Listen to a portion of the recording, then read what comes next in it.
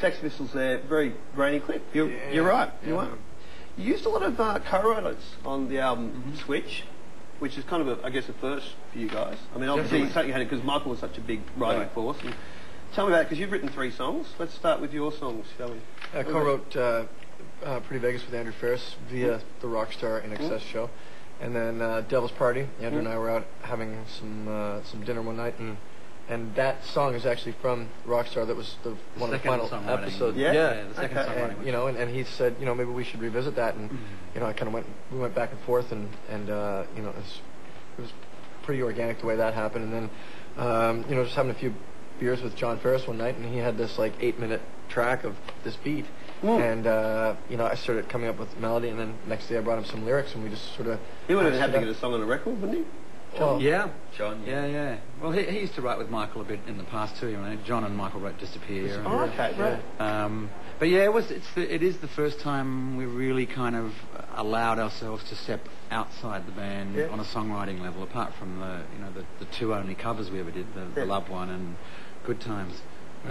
But yeah, I think it was one of those things where I remember talking to Andrew about it, and he was kind of writing on his own quite a lot, and I just said, you're in this wonderful position with the respect that he has as a songwriter, to go and write with whoever you want.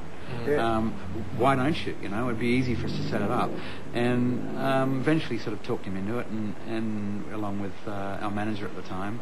And he wrote with some amazing people, Desmond Child and Guy Chambers. Did he write? Is it Living with the Loca? He did a lot. He did a lot of Ricky Martin stuff, but he's had Bon Jovi and stuff like that. He's had something like 200 hits. Desmond Child. And the Matrix is a group of writers, and they're like Avril Lavigne and and of course Guy Chambers. Guy Chambers is the one. Wow. The Matrix did. Although maybe they didn't. No, they did. The new they did. I just saw the poster. Yeah, and Guy Chambers obviously was co-writing with Robbie Williams and produced the album. What was he like to work with? Tremendous. Can't remember. Absolutely. Good rock and roll answer. No, it was great. I mean, he handled the pressure of not knowing how soon it was going to be, and having to do it in 5 weeks and the whole bit. 5 weeks, man. It would have stressed a lot of producers out to the max. Yeah, but he had worked with Robbie Williams, so. Well, that's true. His cherry was broken, so to speak. Good point. Beautiful. That's good. You guys were easy, weren't you? Let's talk about Prince before we get in trouble. Breaking cherries about Robbie Williams. Prince. Cream. We're still not out of it yet, are we? Cream. Yes. Yeah, Cream. Speaking of gay. He's not gay. Don't spoil that for me. He's a self-confessed. He's in the press. But I think he's kidding. No, I think they meant Prince. No, don't tell me Prince. I know about Robbie. Don't mess up Prince for me. I'll be very upset. Prince is, I think, fairly hetero. Is he? Yeah. He's in the closet hetero. He's coming back in style. He's coming back. All 4 foot of him. Yeah.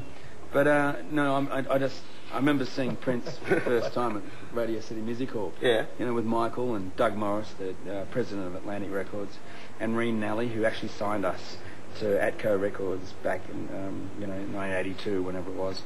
And we were the only white people in the entire audience. Wow. And this little dynamo came out, and just blew my head away. I'd never seen anything like it. He even did this thing where he does the splits, and his penis popped out, right? And he jumps off. Are you serious? Yeah. And he jumps off the pit, and it was like this big. This is New York and City. he's a short guy, so him is being shorter. So anyway, he jumps off the PA stack. He comes out like seconds later, completely redressed. Yeah, right. And I talked to Doug Morris afterwards. He said, "Yeah, I saw him in Philly last night. It was a foot." Beautiful. So anyway, this goes out to you, Prince, and it's Cream. I love the song. Love the video. Prince and the Angry Inch. Yep.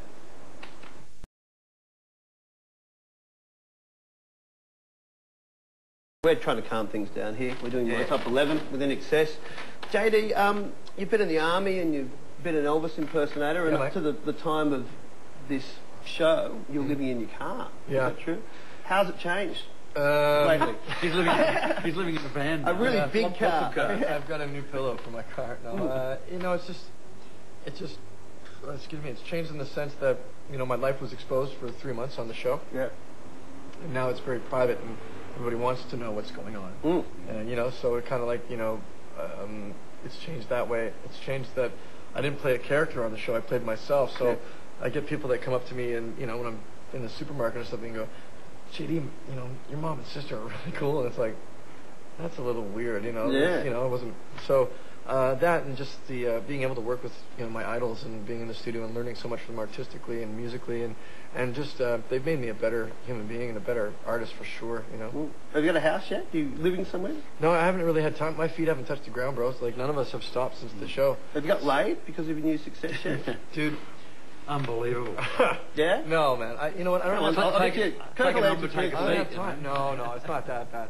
I don't have time, actually. I really don't have time. In fact, you know, like I've always said, the next girl that I sleep with will be the girl that I spend the You're rest of my life with. looking at me in the eye and saying this. I wouldn't trust this guy for anything. I can't. Oh man. No, it's not fair. You know what it is? I have a couple of you know, friends that I look up to because they've had really open working relationships and they always come back to each other. So if I settle down to be with a girl that's kind of, you know, understanding that right now we're on a whirlwind, we're doing a world tour and there's no time for love, Dr. Jones. Yeah, you know what I mean? Well, it's a good time to be single also. It's You've a got to look great at it from time both to be, sides. Not these guys, no, we because hate him. long-term partners and it's very important. Yes.